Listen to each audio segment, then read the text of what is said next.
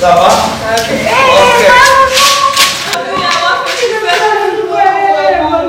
Fazia retrouve Anuela, son amie, après un mois de congé. Ces deux centrafricaines se sont rencontrées dans ce centre de formation professionnelle de l'Association internationale pour le développement et la paix en Afrique, IAPEDA, fondée par le Rwandais Jean-Vivian Habyalimana.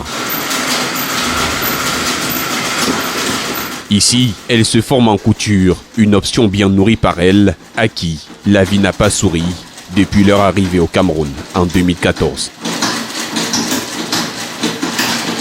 J'ai fait robe évasée, j'ai fait robe pliée, le jupe droite, avec le juste là, c'est mon nom à côté de la jupe droite là. J'ai beaucoup fait, voici les jupes que je fais, voilà ça, voici mon nom là-bas. Donc merci Dieu, merci.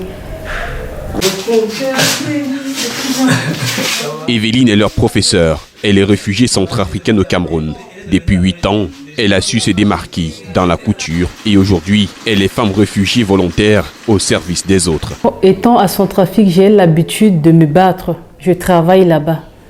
Mais étant ici, je vois que Cameroun est dur. Je ne peux pas rester comme ça. Étant au côté anglophone, je vivais avant tout à Bamenda. C'est là-bas que j'ai appris la couture. Et étant ici à Douala, j'ai constaté que les réfugiés souffrent beaucoup.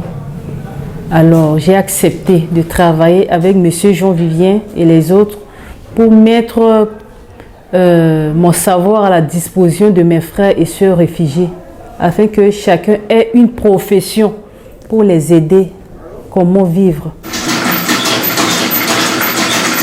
Pour Evelyne, ses élèves sont plutôt bien partis pour gagner leur vie, de la même façon qu'elle. Je suis très ravie, très contente en tout cas. Parce qu'après la formation de 4 mois, je suis surpris que eux-mêmes à leur niveau, ils sont capables de couper et coudre et porter leurs propres habits. Ils ont la volonté. La couture est un fort moyen pour ces femmes de s'insérer socio-économiquement dans la ville de Douala. Un moyen aussi d'oublier le calvaire de l'exil favorisé par la guerre civile en RCA, qui en est à sa 10e année aujourd'hui. On va à Douala en voiture. J'ai fait 2 jours en route. Par hasard comme ça, je trouvais et à mon voisine à Centrafrique qui est connue ici. Attends que je dors chez elle pendant 1 mois et demi. Attends que maintenant je trouvais mon mari aussi qui servait les enfants à la maison. J'étais avec ma grand-mère. Elle était en vie. Elle n'est pas encore décédée, 7 ans.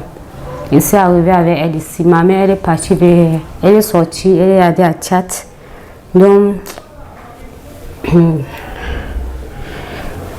jusqu'à... Donc, ma mère, elle aussi, elle a beaucoup souffert. Elle était même enceinte. Jusqu'à... Elle aussi comme ça, pour marcher. Elle aussi, elle a fait l'effort jusqu'à elle est venue ici à Douala. Donc, on est ensemble avec elle maintenant. Comme ça, elle a perdu sa mère aussi. J'ai perdu ma grand-mère. Donc, tout ça, ça m'a dérangé, ça m'a fait... Donc, je ne connais pas comment elle... Elle pense que ma vie est finie là. Je ne connais pas quoi faire. Mais les gens me parlaient, il faut qu'il ne soit pas découragé, sois courageux, ne fais pas ça.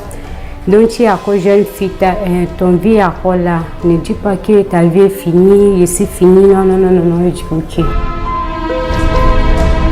Une histoire aussi similaire que celle du Rwandais Jean-Vivian Habyalimana, le promoteur de ce centre. Karagel, en 88, Karagel commençait chez nous. Et puis, j'ai acquis assez d'expérience dans le cadre de vie d'asile, de vie de victimes de guerre. Après, j'ai travaillé également au Zaïre, encore avec des réfugiés, dans les camps de réfugiés. Je suis encadré des camps. Et au Congo-Brazzaville, je suis arrivé là-bas, j'ai fait l'agriculture et l'élevage. Toujours dans le sens de comprendre que je dépends d'abord de moi-même, avant de dépendre de HCR, de quoi.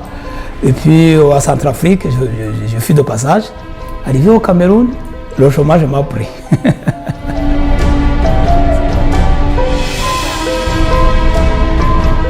Une histoire qui le fait marrer aujourd'hui, car en côtoyant les Camerounais dans leur habitude, Jean-Vivian a su se démarquer depuis 2000. Et aujourd'hui, il est au service des autres communautés. Le temps est un peu court. Nous avons des filles déjà installées en couture. Après 4 mois, déjà d'autres ont commencé à payer les machines. ou bien demander une machine pour s'installer à la maison. Mais il viendra continuer ici pour terminer le cycle prévu. Il travaille au quotidien avec Mathieu Chouamou, l'un des Camerounais de l'association qui fonctionne jusqu'ici sous fonds propres. Comme je disais, l'accompagnement, c'est vrai que pour l'instant, nous n'avons pas encore eu un réel accompagnement financier. Nous nous battons comme nous pouvons pour faire avancer le centre. Mais déjà sur le plan professionnel, le plan administratif, nous voulons dire toute notre gratitude au ministère de la formation professionnelle qui a bien voulu nous accorder un agrément.